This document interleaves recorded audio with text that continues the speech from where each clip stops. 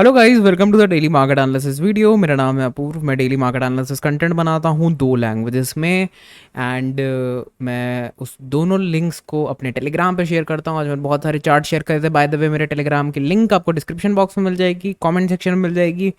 किसी भी तरीके की कोई कॉल टिप एडवाइस सजेशन मैं नहीं देता हूँ। बहुत सारे आज चार्ट डिस्कस करे थे, जैसा कि मैं बता रहा हूँ आपको। आप देख सकते हो, वहाँ पे जाके आपको देखने को मिलेगा। कुछ और डेटा मैंने शेयर किया है, देखना जाके, बहुत मस्त है। चलो अब वीडियो में स्टार्ट करता हूँ। तो चार्ट मैंने काफ़ी शेयर करे हैं, बट उनमें से मैं 3 डिस्कस करने जा रहा हूँ आप लोगों से।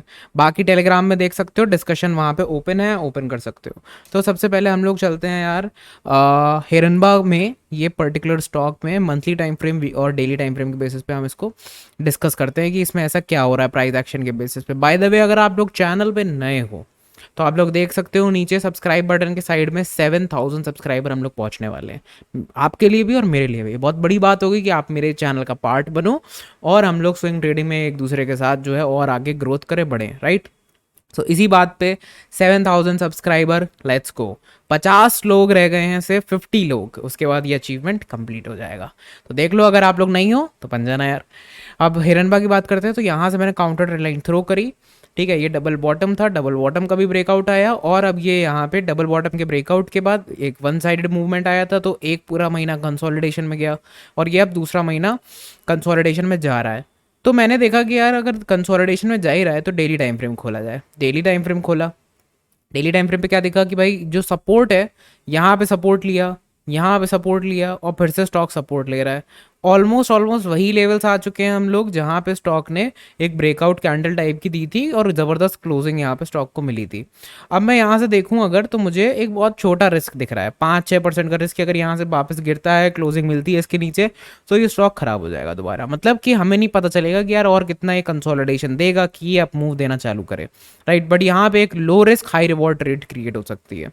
दो तरीके की ट्रेड्स हो सकती है। स्विंग ट्रेडिंग आप कंटिन्यू कर सकते हो आप रिस्क रिवॉर्ड रेशियो देख के कि 5-6% का रिस्क है, उस हिसाब से स्विंग ट्रेडिंग एक आइडिया क्रिएट होता है। और बाकी अगर आप देखो तो ऊपर की साइड पे स्पेस कितना है, स्पेस की बात मैं करता हूँ। करंट प्राइस से, जहाँ पे करंट क्लोजिंग हुई है मार्केट की, वहाँ से लेके टॉप तक अगर देखो तो 70% का एक स्पेस क्रिएट हो रहा है, ठीक है। मैं ये नहीं कह रहा हूँ कि ये स्पेस जो है फिल हो जाएगा, स्टॉक भागेगा पागलों की तरह, लेकिन हाँ, मैंने देखा है अपने एक्सपीरियंस में, ठीक है, कि इस तरीके के बेस ब्रेकआउट्स रीच करते हैं अपनी ओल्डर वैल्यू पे उस। बट हाँ, ये एक पोजिशनल ट्रेड आइडिया फिर कन्वर्ट हो जाएगा।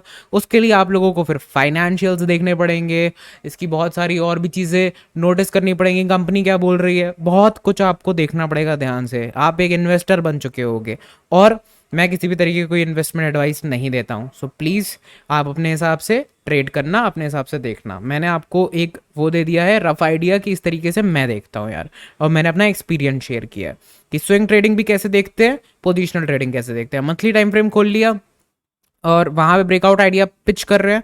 सो बेसिकली वो एक पोजिशनल ट्रेड आइडिया ही चल रहा है अपना, ठीक है। अब यहाँ पे भी देखो, फिर से एक और स्टॉक है जो कि सेम तरीके से सपोर्ट पे बैठा हुआ है। मंथली टाइम फ्रेम पे आप जाओगे, सो यहाँ से भी आप फिर से एक काउंटर ट्रेंड लाइन थ्रो कर सकते हो। बट अगर मुझसे पूछोगे तो ये थोड़ी अजीब सी काउंटर ट्रेंड लाइन मुझे लग रही थी।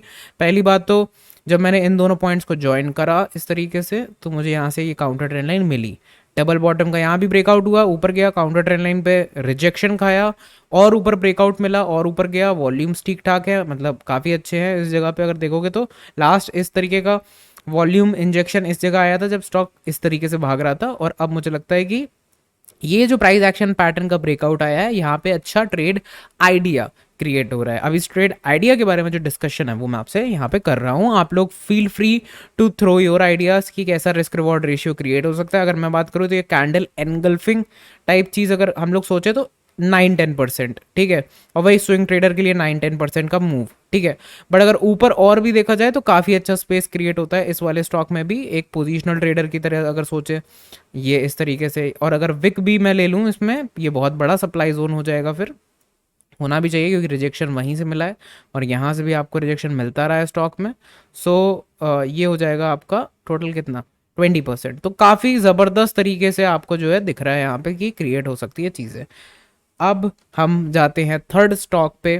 थर्ड स्टॉक का डिस्कशन मैं नहीं कर रहा हूँ, बाय द वे मैं बता दूं, मैं प्राइस एक्शन के बारे में डिस्कस कर रहा हूँ उसके।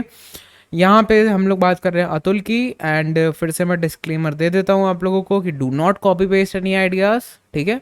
एंड आप लोगों के क्या व्यूज़ है वो मुझे ज़रूर बताया करो, क्योंकि मुझे बहुत कम लोग मिलते हैं जो अपने व्यूज़ बताते हैं। ज़्यादातर लोग यही पूछते हैं कर ले बाय, कर ले ये, कर ले वो।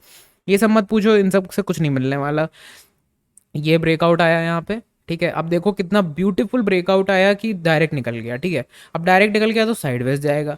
अगर कोई चीज़ कंसोलिडेट हो गई, मतलब मान लो एक रेड कैंडल आई और फिर एक ग्रीन कैंडल आई, तो चांसेस आर कि अगली भी ग्रीन हो सकती है। बट अगर कोई चीज़ भगते हुए आ रही है ऐसे और एक और ग्रीन बना दिया ब्रेकआउट पे, तो वो साइडवेज बाद में जाएगी और क्या होता फिर अपना मूव कंटिन्यू करे। पोटेंशियली एक कंटिन्यूएशन ऑफ द मूवमेंट हो सकता है इन फ्यूचर। सो इस तरीके की थिंकिंग रखता हूँ मैं। मतलब होगा कि नहीं होगा मुझे नहीं पता, बट मैं थिंकिंग रखता हूँ। अब मैंने यहाँ से ये लाइन ड्रॉ करी और मुझे लगा कि यार यहाँ से तो बहुत ब्यूटीफुल एक सपोर्ट जोन क्रिएट हो रहा है। कैसे बार बार यहाँ सपोर्ट ले रहा है, सपोर्ट सपोर्ट सपोर्ट, और फिर यहाँ पे अच्छी कैंडल बना दी है वॉल्यूम के साथ। मतलब रिलेटिव वॉल्यूम्स हाई हैं स्टॉक के, ओवरऑल वॉल्यूम्स तो इस स्टॉक के थोड़ा सा इलिक्विड क्यों है, क्योंकि बड़ा है वैल्यू में 7,800 के आसपास है। तो ऊपर तक का स्पेस अगर वही देखे कि एक स्विंग ट्रेडर की सोच रखे तो ये तो कुछ भी नहीं, 4% है। 4% दो 8% लो, 1:2 टाइप का रिस्क रिवॉर्ड रेशियो एक स्विंग ट्रेडर के लिए बहुत इजीली बन सकता है। बट अगर ओवरऑल देखें तो 30% तक का मुझे यहाँ पे स्पेस क्रिएट होता हुआ दिख रहा है इस पर्टिकुलर ट्रेड में, अतुल में, ठीक है। बस that's it for this market analysis video guys. I hope आप लोगों को समझ में आए हो मंथली टाइम फ्रेम और डेली टाइम फ्रेम का जो मिक्स मैंने यहाँ पे किया दोनों ये तीनों स्टॉक्स में। अगर आप लोगों को वीडियो पसंद आया हो तो नीचे लाइक ज़रूर कर देना, लाइक करते हुए जाना। और अगर चैनल पे पहली बार आए हो, ठीक है, तो मुझे बताना ज़रूर कमेंट में। मैं सब कमेंट्स के आंसर करता हूँ कि भाई पहली बार अगर चैनल पे आए हो तो डेफिनेटली कमेंट करना, और अगर पुराने सब्सक्राइबर हो तो भी कमेंट कर देना क्या जा रहा है। कोई डाउट हो वहाँ पूछ सकते हो, मैं सबके आंसर करूँगा। और अपना कमेंट ज़रूर वापस देखना आके 1-2 दिन में, तो आपको वहाँ पे अपना रिप्लाई ज़रूर मिलेगा। ये मैं 100% बता रहा हूँ आपको, ठीक है। और अगर नए हो मेरे चैनल पे definitely go and subscribe the channel. 7,000 members, let's go. Thanks a lot, see you in the next video जो कि आएगा